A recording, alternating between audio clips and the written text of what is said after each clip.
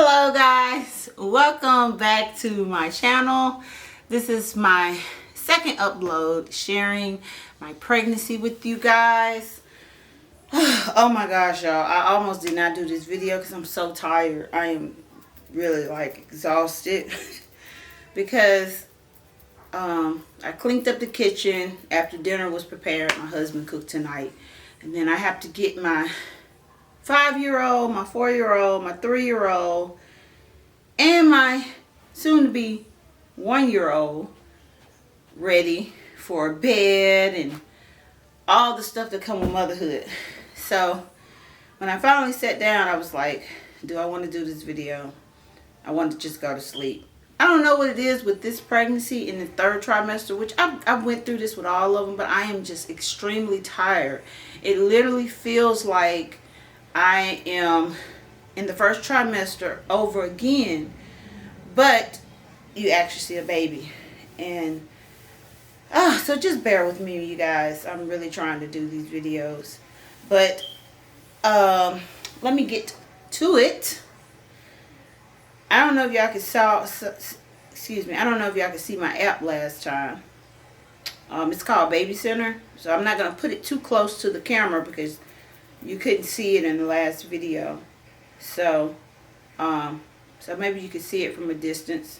It's called Baby, what is it? Hold on.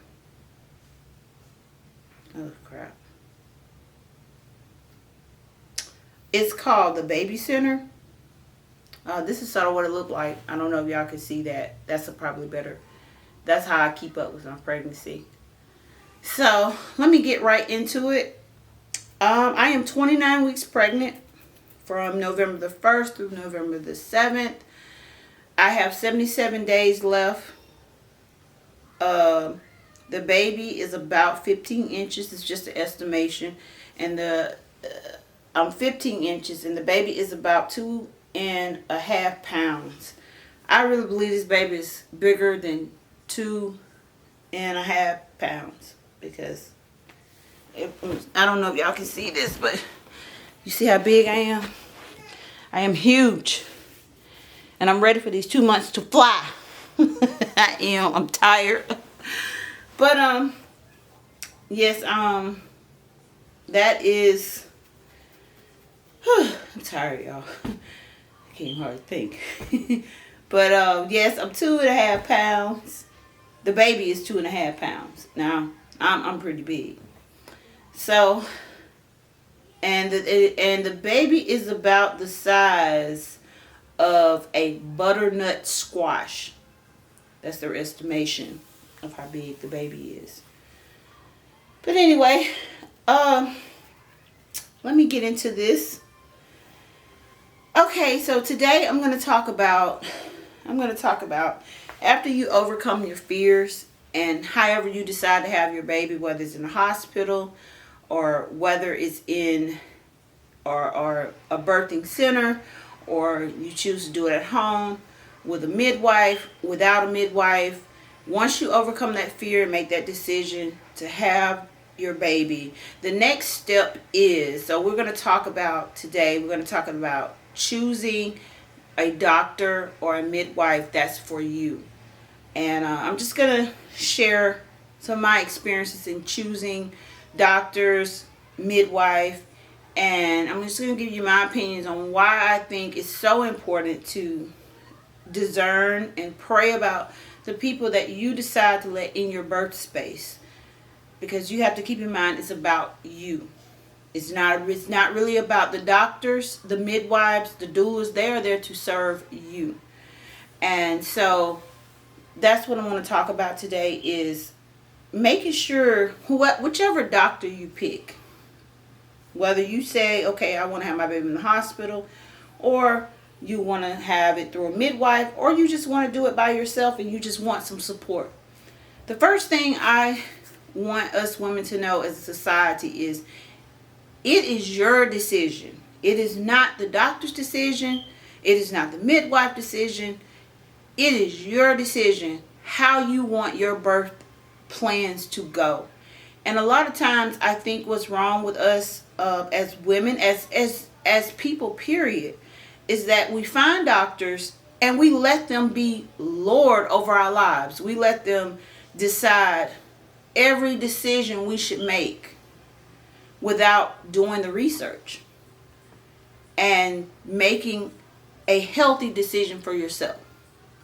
So I think, as coming up in school and children, I wasn't told go to the doctor, but I seen it, that if you had any kind of medical problems, you go to the doctor, and that doctor knows best because they have that degree.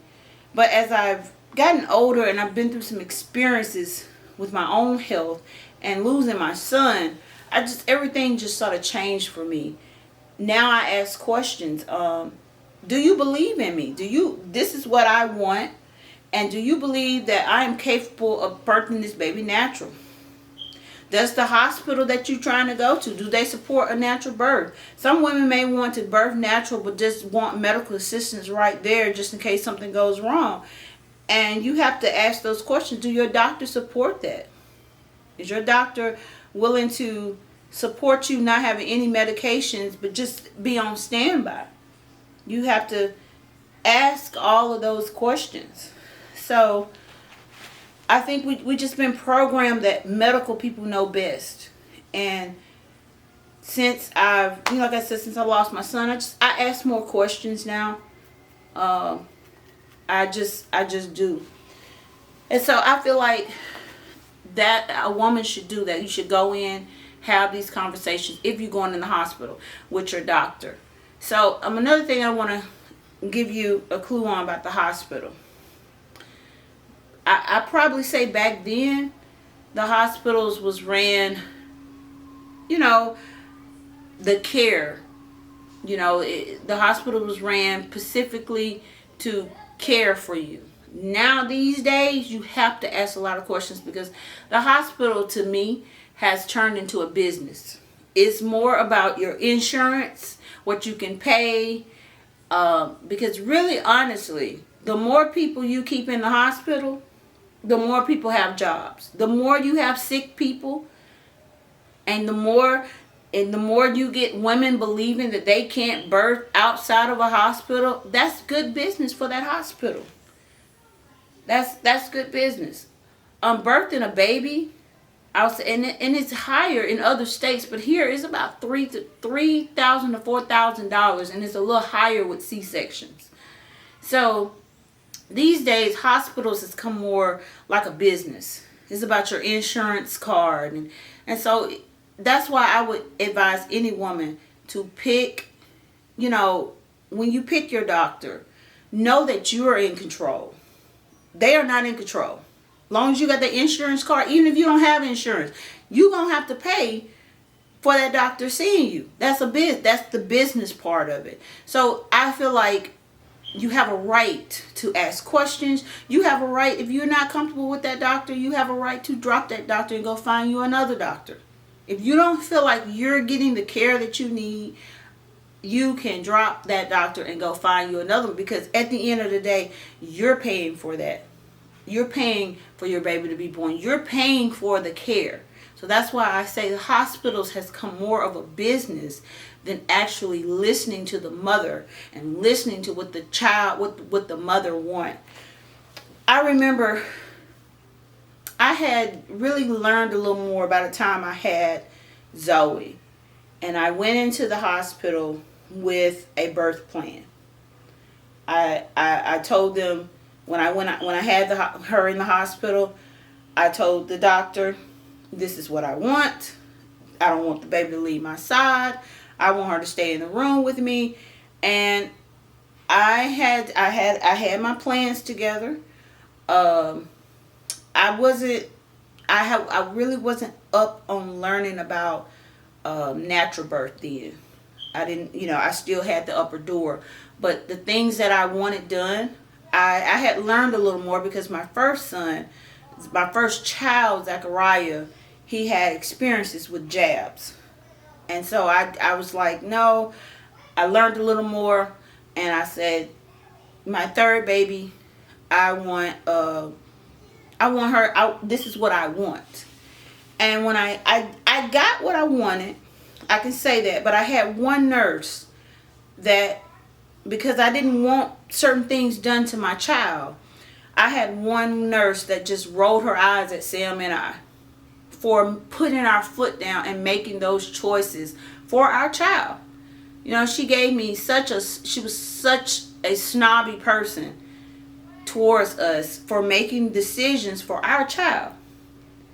And that was just, it was really disgusting. Now I had another nurse. She came back and checked on us. She respected our decisions.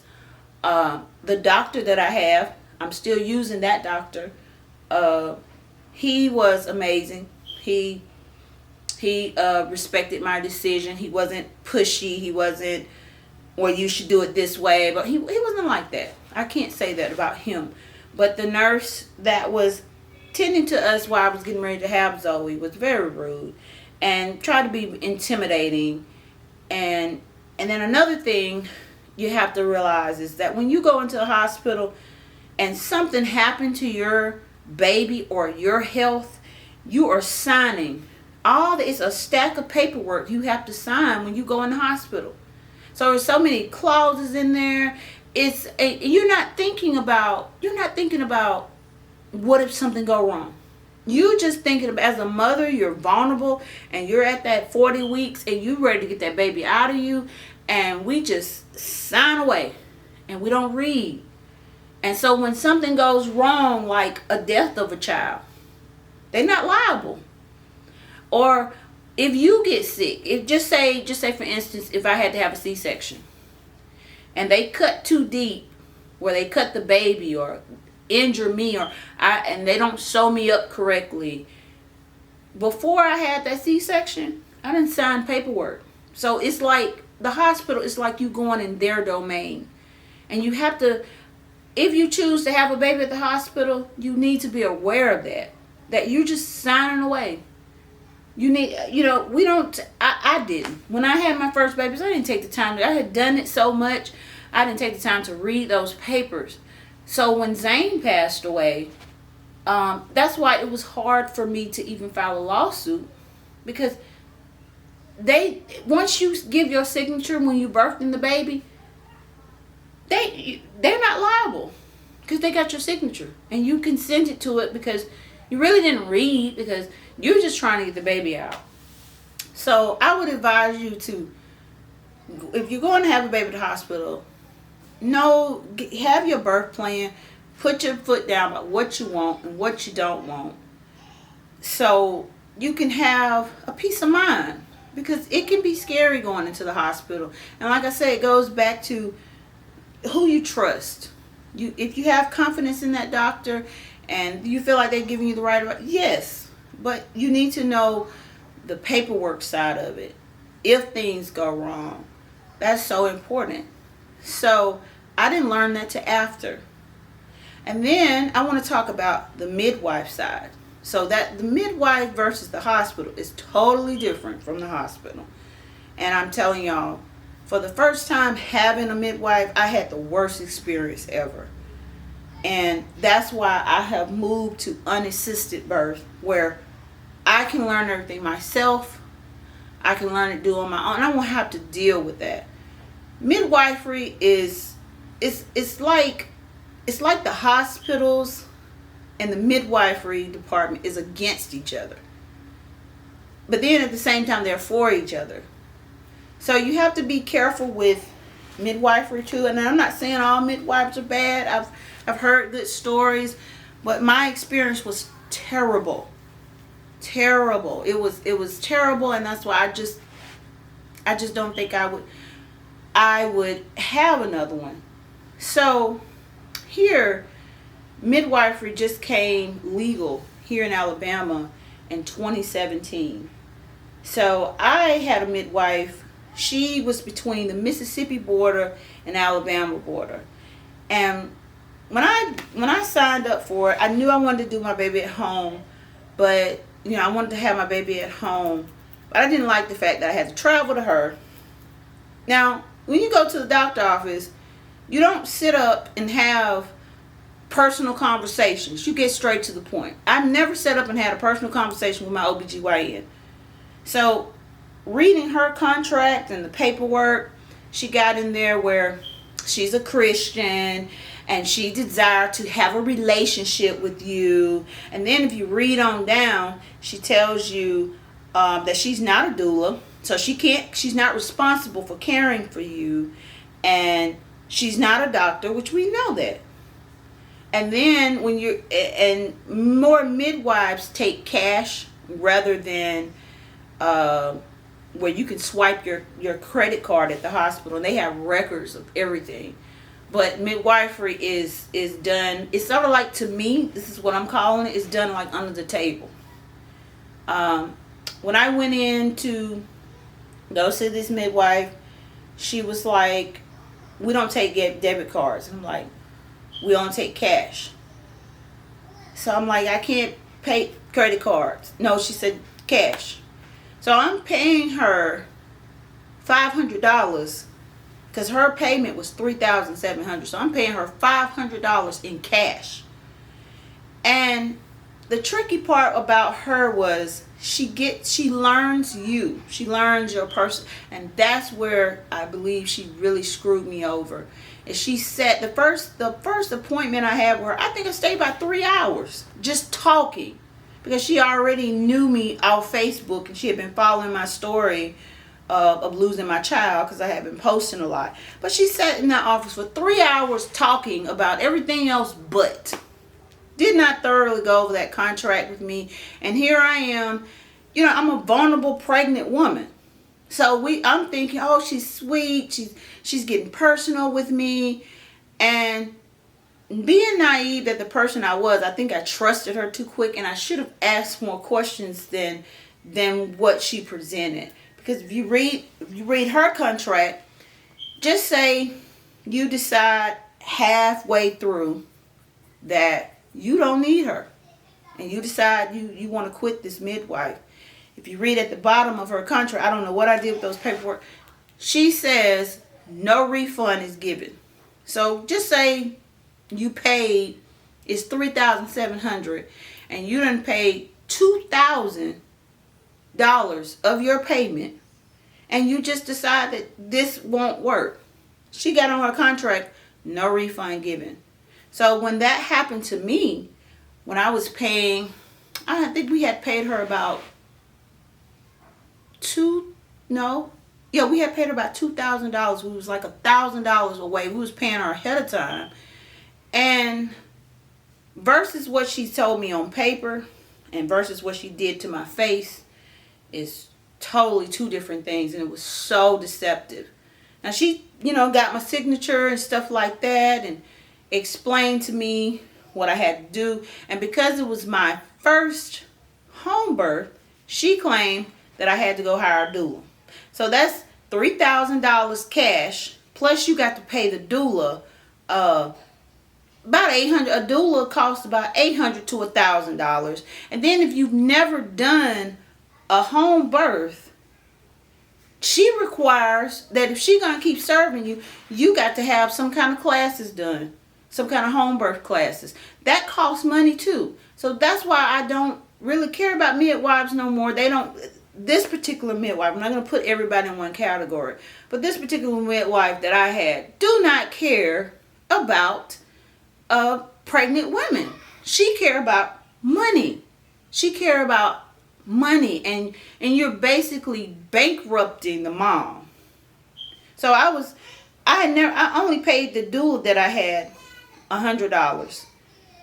I could not do birth classes because I was working, and that's where me and the current doula that I had, we came in conflict, and she was so nasty with her attitude.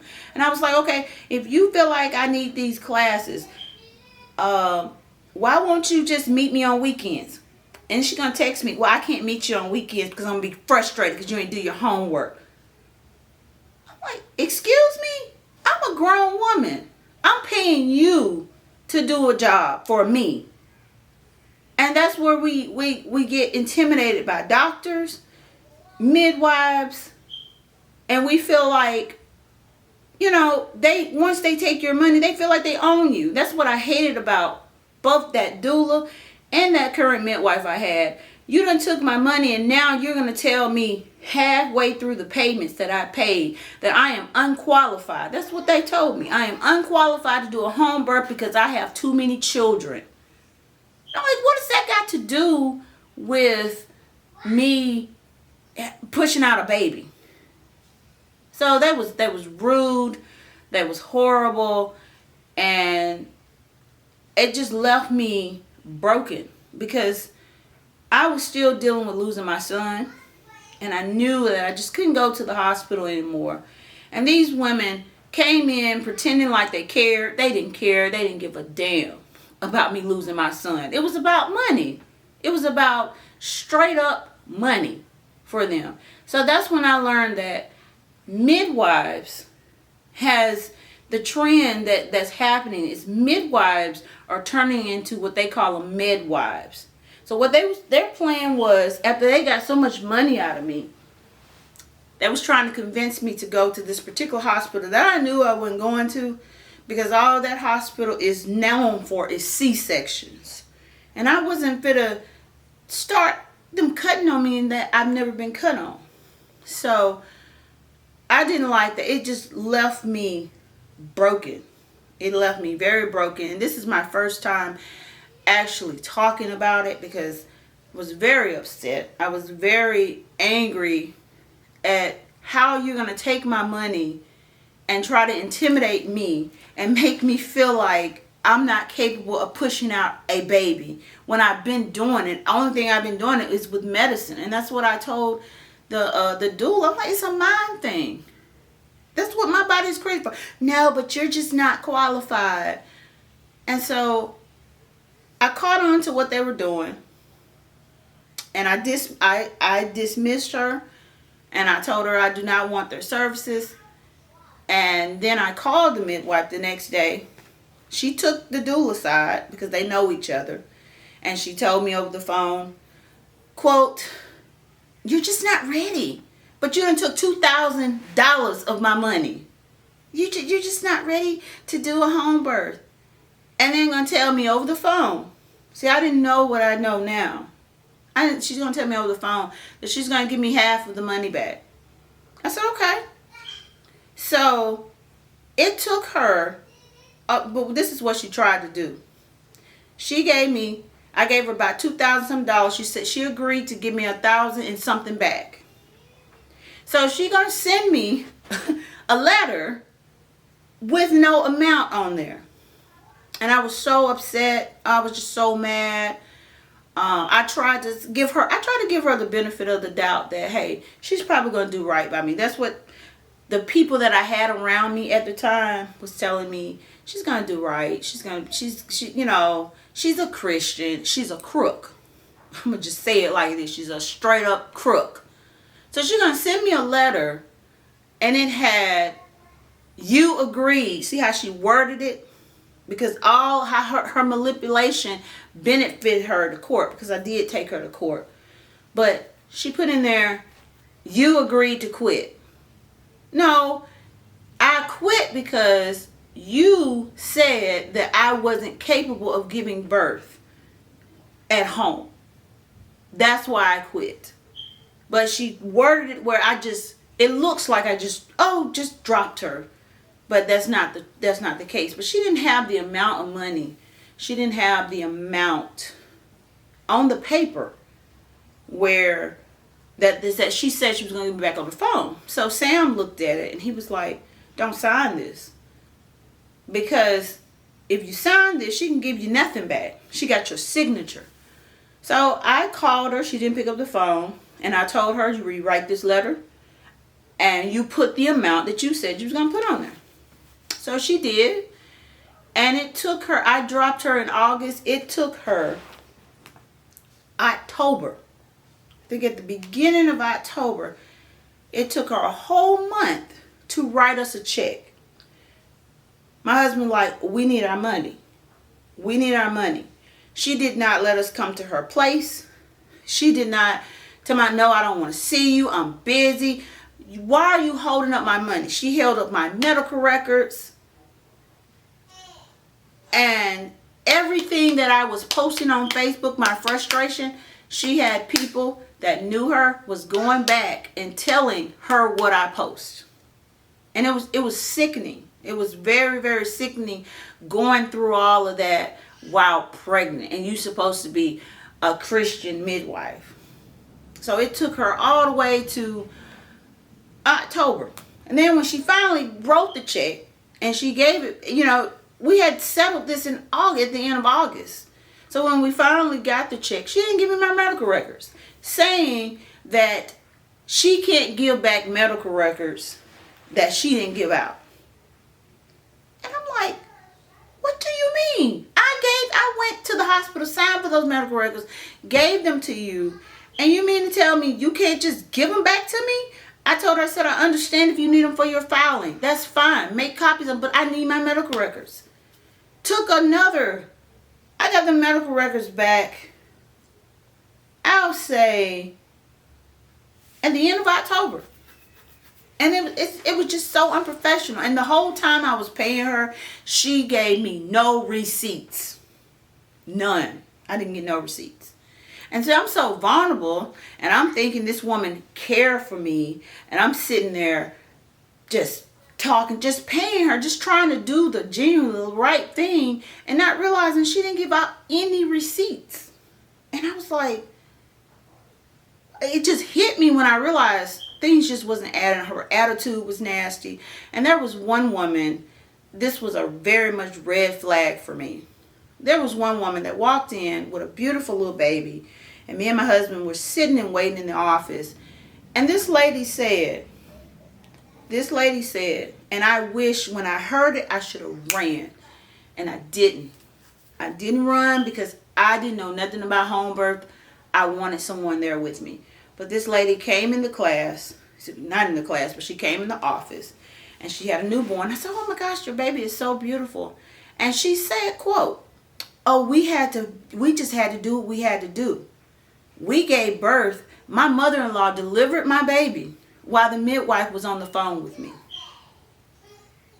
And then she's going to turn around and say, it was another lady sitting there, the best thing you can do for yourself is take these classes, birth classes. So when I thought about it, I'm like, so this lady paid $3,700. That's for prenatal and postnatal care. Then you pay another probably $300 or $400 for birthing classes. And then if you had a doula, that's another $800 some out of the mom's pocket. And the midwife didn't even show up. And she got paid $3,000 for what? Nothing. That is such a ripoff. It's such a disgrace. And that lady, she didn't put two and two together because this midwife done brainwashed her already. You already done sat down and talked to me and convinced me what I can, you done convince that lady what she can and cannot do. You done took her money. She couldn't read between the lines. Thank God I was able to. I'm so glad that I was able to, because things wasn't just wasn't adding up. When every time I would call her, she'd never pick up her phone. She just you go to her office. One day I walked in and she was so upset. She don't have no extra help because she don't want extra help so she can get all the money.